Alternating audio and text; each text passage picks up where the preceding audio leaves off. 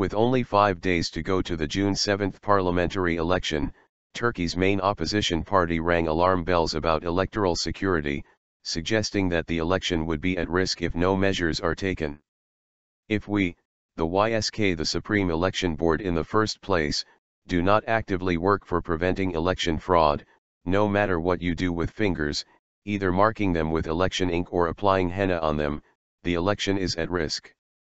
That's why we should all together take security measures, Bülent Tezcan, deputy chair of the main opposition Republican People's Party, CHP, said at a press conference on June 2.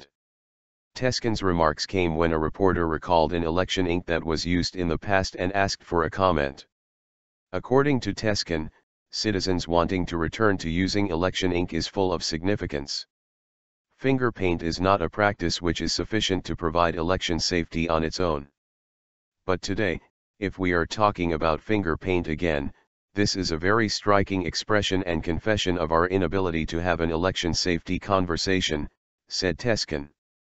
At the time when election ink was being used, people called it an outdated practice, Tezcan said. That's why we gave up this practice. At that time, we believed that elections were 80% safe. That's why it would be an embarrassing practice now. Now, if citizens again find a solution in a practice which they once called primitive, then the YSK, which popularized this, should learn a lesson, he added.